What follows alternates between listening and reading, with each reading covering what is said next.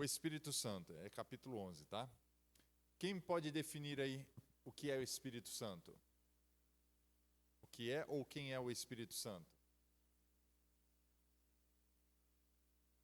É o quê? Eternidade? A Trindade. O que ele é da Trindade? Ele é uma pessoa. Isso aí. O Espírito Santo é a terceira pessoa da Trindade, juntamente com o Pai e o Filho. Ele é uma pessoa divina, não apenas uma força ou energia impessoal, tá? Ele possui todos os atributos de Deus e todos os atributos que a gente entende como pessoa. Vamos ver algumas das suas características: divindade, personalidade, onipresença, onisciência e onipotência. Tá? Essas são algumas das características que a gente aprende acerca do Espírito Santo. Para conhecer mais sobre o Espírito Santo, nada melhor do que nós fazermos como temos feito em outras aulas, que é olhar e entender um pouco mais acerca dos títulos atribuídos ao Espírito Santo, os nomes. E quando a gente analisa esses nomes, a gente acaba conhecendo um pouco mais das suas características. Vamos lá, primeiro. A Bíblia mostra que ele é o Espírito de Yahvé, né? O Espírito do Senhor. Esse título ele significa que o Espírito Santo tem uma conexão muito estreita, muito íntima com Deus Pai, tá? Então por isso que ele recebe esse título de Espírito de Yahvé, o Espírito do Senhor. Destaca o papel do Espírito Santo na criação do mundo, quando a gente vê Gênesis 1:2, cita que a terra era sem forma e vazia, e havia trevas sobre a face do abismo, e o Espírito de Deus se movia sobre a face das águas. Tá? Então, o primeiro título atribuído ao Espírito Santo é o Espírito do Senhor, o Espírito de Deus. Segundo, Consolador. Esse todos nós conhecemos, né? O Consolador, ou seja, ajudador / conselheiro, que em grego é parakletos, significa alguém chamado para estar ao lado e ajudar. O Espírito Santo oferece, então, conforto, orientação e assistência aos crentes. João capítulo 14:16, Jesus diz que eu rogarei ao Pai e ele vos dará outro Consolador, para que fique convosco para sempre. Esse é o Espírito Santo. Então a gente conhece ele já como um título apresentado como Espírito de Deus, participando ali na criação. Nós vemos aqui nas palavras de Jesus que ele é o Consolador, aquele que vai estar ao lado e auxiliando. A Bíblia vai mostrar também que ele é o Espírito da verdade, João 16:13. Mas quando vier aquele, o Espírito da verdade, ele vos guiará em toda a verdade, porque não falará de si mesmo, mas dirá tudo o que tiver ouvido, e vos anunciará o que há de vir. Percebe que em outras aulas, quando nós estudamos acerca da revelação de Deus, a revelação das Escrituras, que Deus ele se comunicava de uma forma muito clara e não deixava dúvidas, a gente entende aqui também essa continuação do cuidado de Deus para conosco, agora através do Espírito Santo, como conhecido o Espírito da verdade, para que não haja confusão, para que haja clareza. Então o Espírito ele revela e guia os crentes, os fiéis, de acordo com a vontade de Deus. Revelação e guia, ajudando na compreensão e na interpretação das Escrituras. E é pelo Espírito da verdade que a gente consegue ter uma compreensão clara e correta das Escrituras. Quarto, Espírito de santificação. 2 Tessalonicenses 2:13. Mas nós devemos sempre dar graças a Deus por vós, irmãos amados do Senhor, por vos ter Deus elegido desde o princípio para a salvação, em santificação do Espírito. Olha que interessante. Em santificação do Espírito e fé da verdade.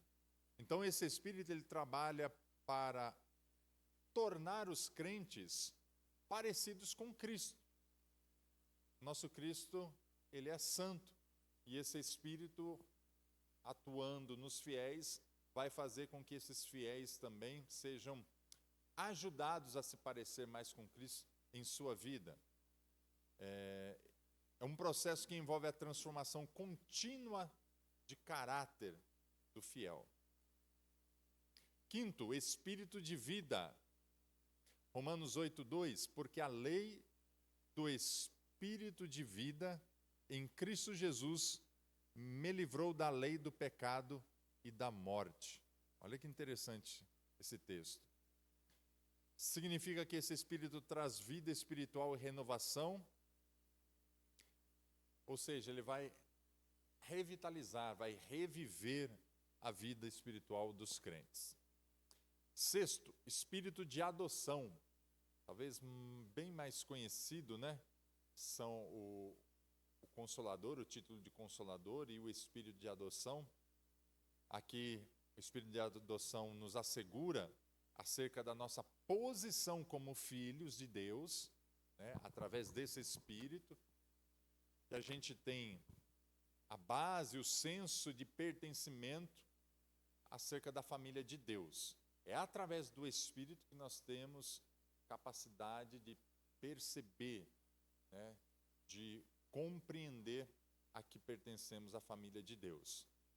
Romanos 8:15, porque não recebestes o espírito de escravidão, para outra vez estardes em temor, mas receberdes o espírito de adoção de filhos, pelo qual clamamos, Abba, Pai. Naturalmente, quem recebe esse Espírito tem clareza de quem ele é, filho de Deus. Resumindo, os títulos do Espírito Santo não são meros nomes, mas revelações da sua natureza e função, como revelados nas Escrituras. Eles nos ajudam a entender como o Espírito Santo opera em nossas vidas, na igreja, trazendo verdade, conforto, santificação e vida. Perceberam aí, acerca dos títulos do Espírito? 6 que eu trouxe aqui para vocês. Espírito de Deus, Consolador, Espírito de verdade, Espírito de santificação, Espírito de vida, Espírito de adoção. Sabe como nós conseguimos compreender melhor todas essas nuances e todas essas faces?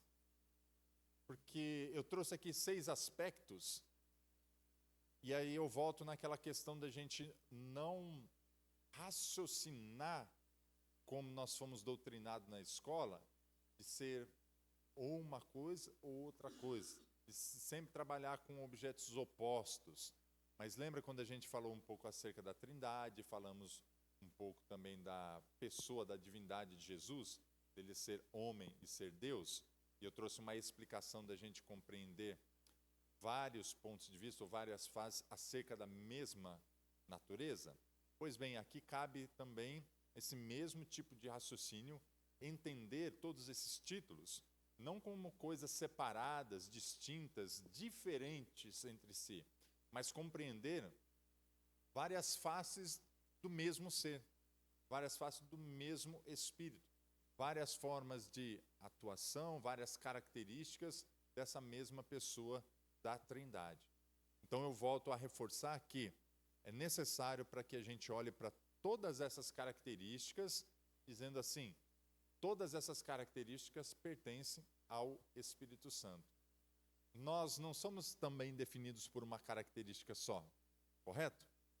Todos nós temos nuances, né? Todos nós temos determinadas características. Quando vão falar acerca de mim ou acerca de você, nunca alguém vai trazer uma definição completa numa palavra apenas ou numa frase apenas.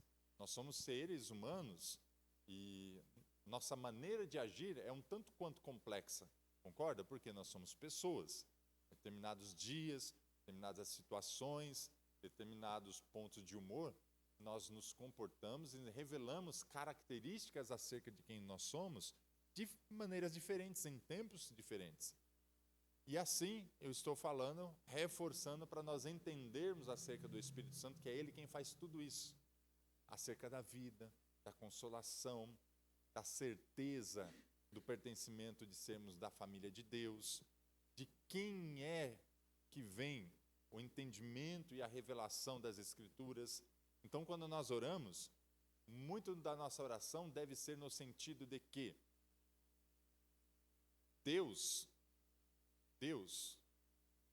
nos agraciou com o Espírito Santo e pedimos para que esse Espírito Santo continue sendo mestre, nos trazendo clareza e entendimento acerca das Escrituras, que é Ele quem está agindo aqui. Não só ficar pedindo o Espírito, Senhor, derrama do Teu Espírito, derrama do Teu Espírito, uma vez que Ele já foi derramado, nós precisamos pedir, Senhor, age em nós para que sejamos nós sensíveis a compreender o que o Espírito está ensinando. Tudo bem até aqui? Vamos passar para os símbolos do Espírito Santo? Os símbolos do Espírito Santo são representações concretas que nos ajudam a compreender aspectos da natureza. Se antes eu falei sobre os títulos, para revelar um pouco de quem ele é, agora nós vamos falar acerca de símbolos para ver aspectos da natureza. Esses símbolos são frequentemente encontrados na Bíblia e vai nos ajudar, como insights assim preciosos. Tá? Primeiro símbolo qual é? Vento. Quem pode trazer aqui uma explicação de como o vento simboliza o Espírito Santo?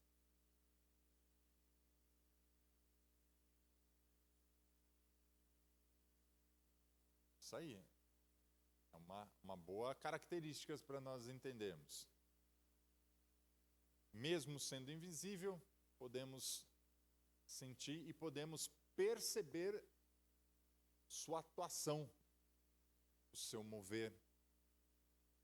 Então, tem um versículo em João 3,8 que diz assim, o vento sopra onde quer e ouves a sua voz. Olha que interessante. Ele sopra onde quer. É possível ouvir a sua voz, mas não sabem de onde vem nem para onde vai.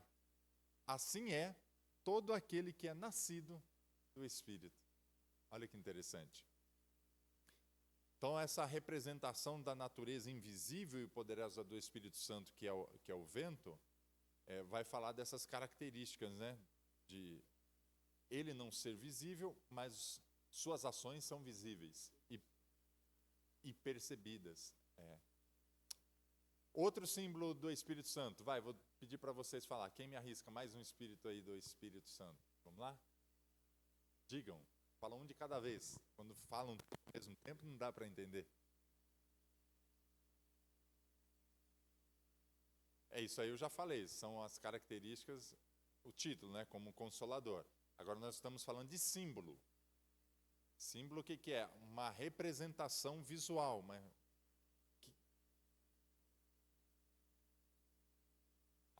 Aí acelerou. Então a gente já falou do vento, água, óleo, fogo. O que mais? Bomba também. Tem tudo isso na Bíblia? Vamos ver? Então o segundo aqui é a água. João 7, 38 e 39. Quem crer em mim, como diz a Escritura, do seu interior fluirão rios de água viva. Isto ele disse com respeito ao Espírito. Significado. Água simboliza o quê? Vida. Simboliza refrigério também. Simboliza purificação, lavagem, purificação. E todo esse símbolo, ele é essencial para a nossa vida espiritual, assim como a água está para a vida física, o Espírito para a nossa comunhão com Deus. Tá? Próximo elemento aí, o fogo. Falaram do fogo ou não? Falou? Fogo. Atos 2, 3 e 4, todo mundo conhece, né? Então vamos lá. Fogo representa purificação, poder, né? Muitas vezes representou também a presença de Deus. E o efeito do fogo, o que ele faz? Purifica. O que mais o fogo faz? Queima. Esse é o processo da purificação, né? Ele queima. O que mais o fogo faz?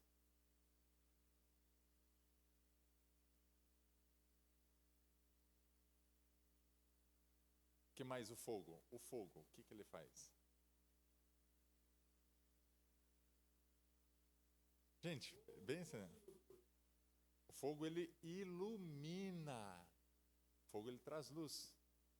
Né? Ilumina. Quarto, o óleo ou azeite. Como Deus ungiu a Jesus de Nazaré com o Espírito Santo e com poder, Atos 10, 38. Simboliza unção, consagração, capacitação para o serviço. Lembra diversas passagens, era muito comum na Bíblia, separar alguém, ungir alguém, um rei, né? Coisas desse tipo. Ungia quem? Rei, sacerdote, e ungiam profetas também, né? E era utilizado então o óleo. E o Espírito Santo aí também como símbolo, né, sendo representado. Quinto, que eu trouxe aqui, faltou, que era a pomba. E a pomba representa o quê? Paz. O que mais ela representa? Mansidão. O que mais ela representa? Tem uma representação aí, um símbolo bem forte acerca da pomba, que a gente não pode esquecer, além da paz, né?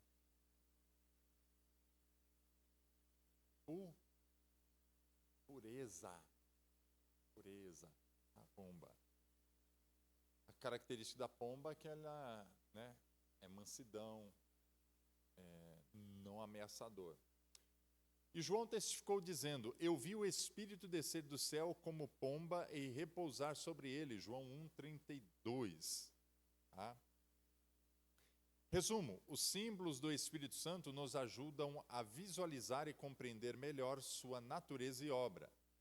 Cada símbolo, vento, água, fogo, óleo e pomba, revela um aspecto único do Espírito Santo, desde seu poder invisível até sua presença suave e purificadora. Ao meditar nesses símbolos, podemos aprofundar nossa compreensão e relacionamento com o Espírito Santo. Gente, o que é importante então? A partir desse momento que nós temos mais clareza acerca do Espírito Santo, dos nomes dados a ele, atribuídos, e dos símbolos por ele representados, né?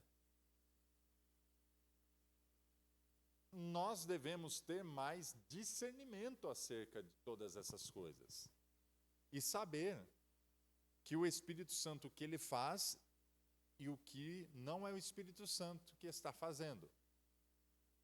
E é eu vejo assim, uma grande necessidade da igreja, hoje, uma grande necessidade nossa, nós temos maturidade, analisarmos, ver se aquilo que nós vivemos, pensamos e falamos está alinhado com aquilo que o Espírito tem nos revelado, tem nos ensinado, tem nos conduzido.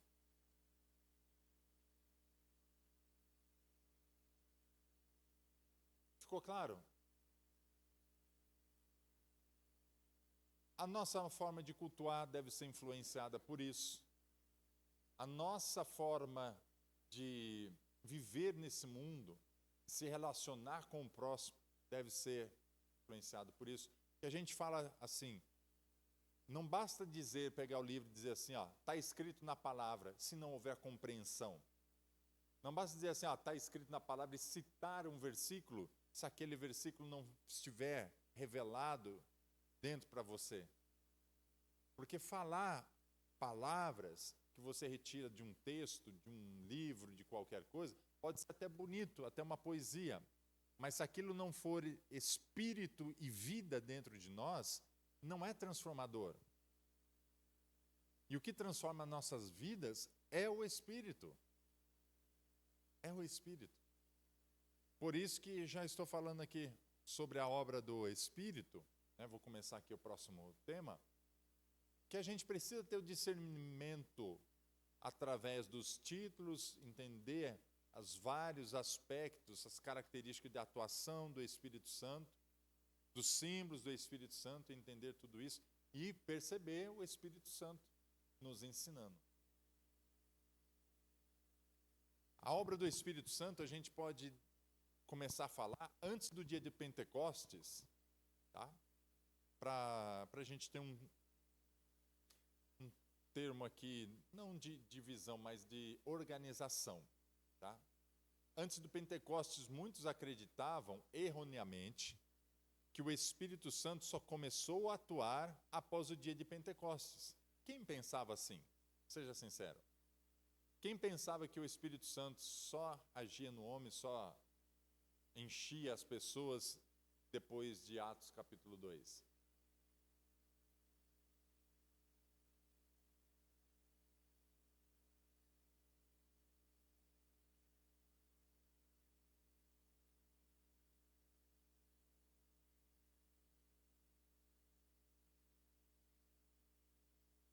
E no Antigo Testamento, ele não atuava?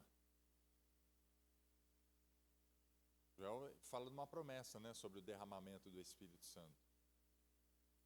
Vamos ver um pouquinho disso?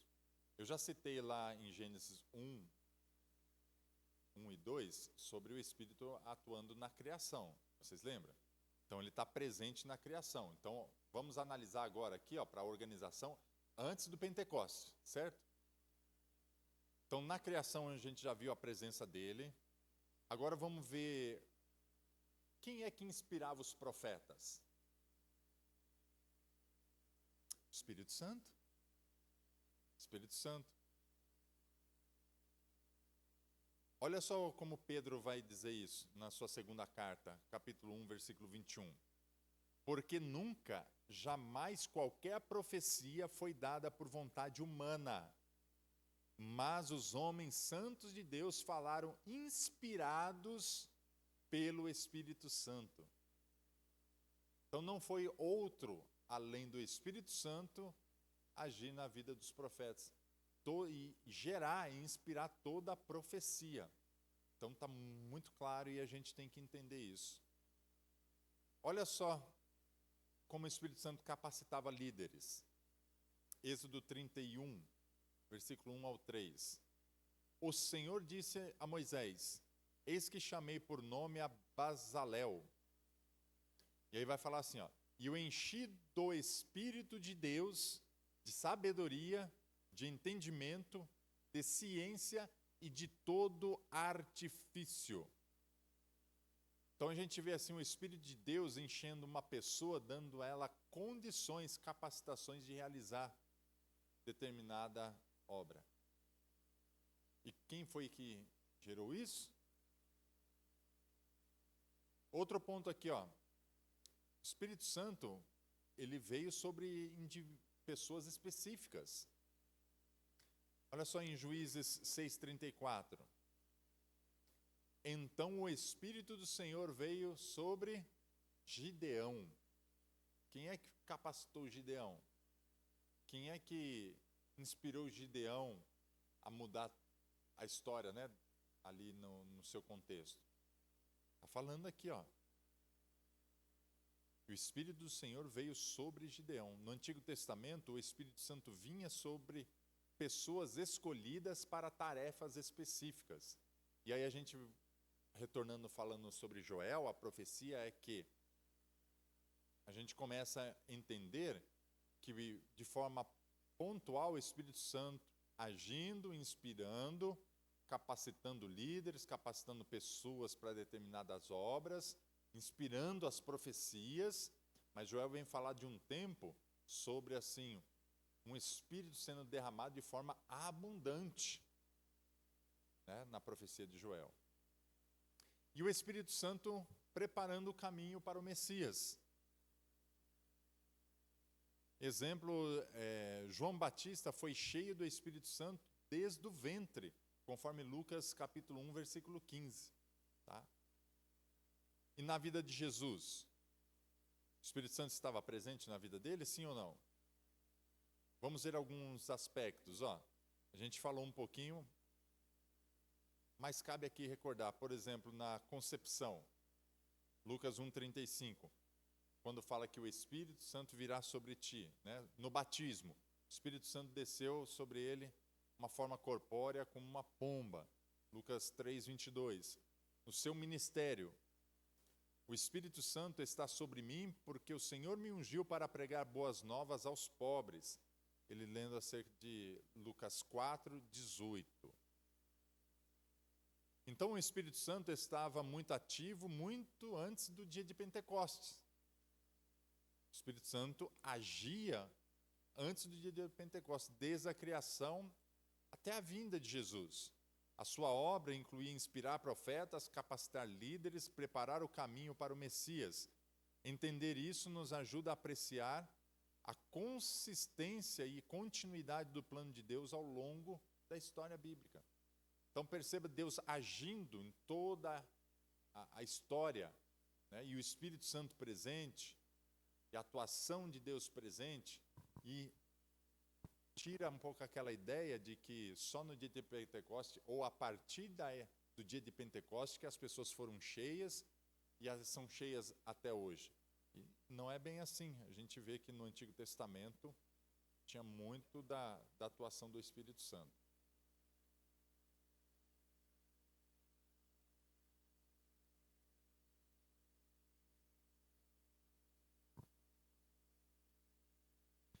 Pentecostes. Eu vejo como mais do que um renovo. Para mim, ali foi assim um divisor na história. Ali foi cumprimento de profecia. Tanto da que Jesus diz, quanto outros profetas falaram acerca. Então, assim, foi um evento único ali, um evento marcante. Sabe aqueles eventos que marcam o antes e o depois? Então, assim, tem essa questão do antes e depois. É claro que a gente vai olhar para toda a Bíblia e ver a atuação de Deus, o Espírito Santo agindo no homem, mas a gente percebe que esse derramar, esse fluir abundante do Espírito, até porque isso vem pós-revelação de quem é o Messias. E essa revelação e esse entendimento do Messias é algo possível mediante o Espírito. Paulo vai dizer com propriedade, talvez a gente perdeu um pouco do impacto do que significa você falar que é discípulo ou servo, como Paulo dizia, de alguém que foi morto numa cruz, como um maldito. Como em meio à sociedade, acusado, né, de ser o rei dos judeus, de ser um rei falso, de morrer entre ladrões, da pior maneira possível. Então, esse impacto que tinha negativo no meio religioso e no meio civil, talvez a gente hoje não tenha essa percepção, porque temos uma história mais romantizada, né, do Evangelho, uma história. Mas a verdade é que o Evangelho, o povo de Deus, a história não é uma história romantizada. É uma história feita de luta, de perseguição, de muito derramamento de sangue. Essa é a história. Então, observando, se a gente não tiver essa percepção e conseguir traduzir de uma forma melhor o que de fato impacta você dizer, eu sou servo de um homem que morreu assim, alguém vai dizer assim, é loucura. Porque o Evangelho é loucura. Se dentro da nossa cultura algo está romantizado, de um Evangelho que é uma mensagem de prosperidade, de amor, de paz, de cordialidade, de tudo mais, que é colocar um véu da história da igreja perseguida, da história da igreja de fiéis que foram sempre perseguidos, mortos, tiveram seus bens subtraídos por conta da sua fé.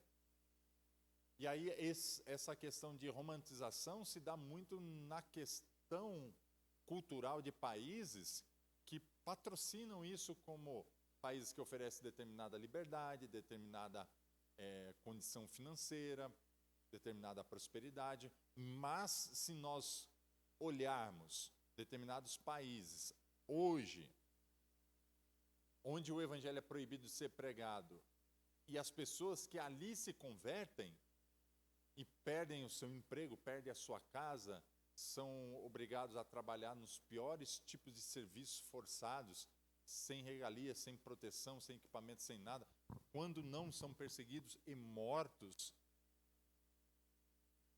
Isso acontece hoje, nos dias de hoje.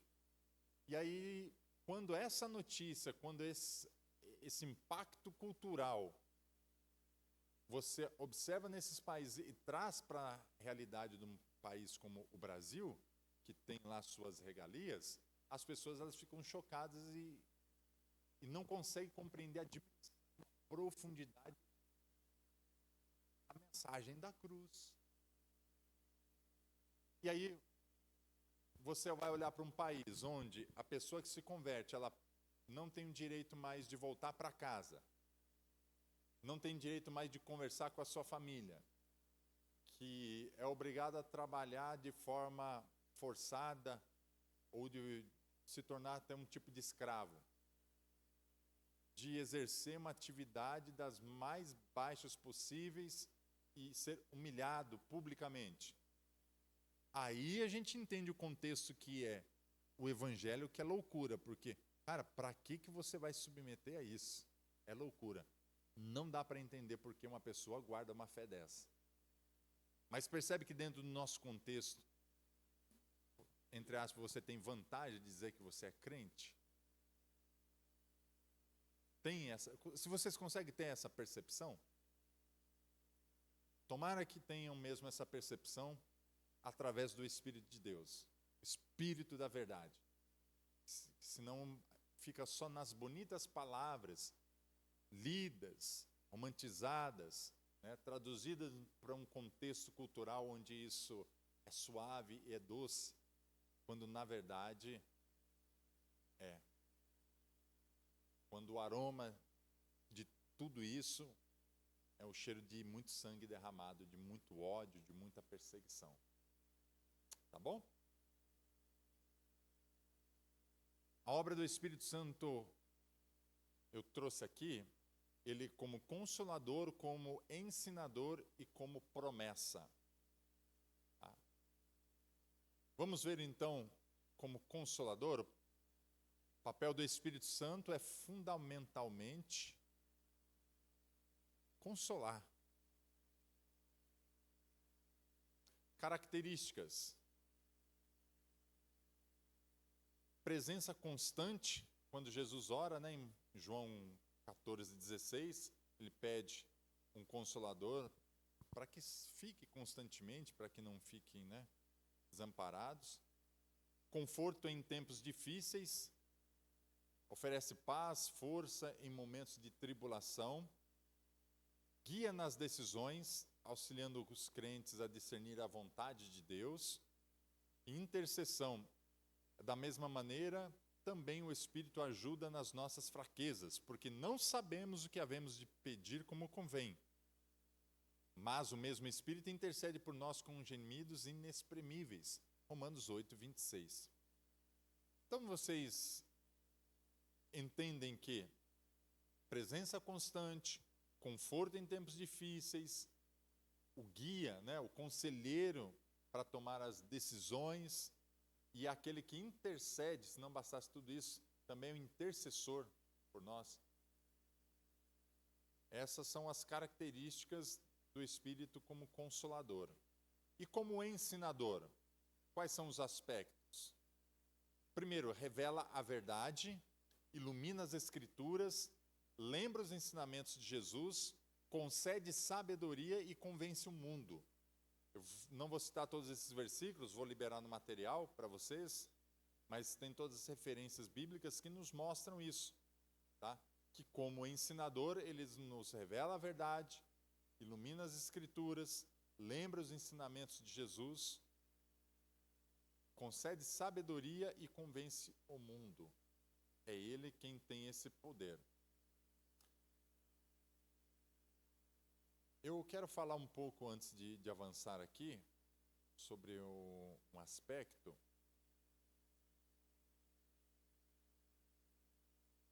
do Espírito. Ele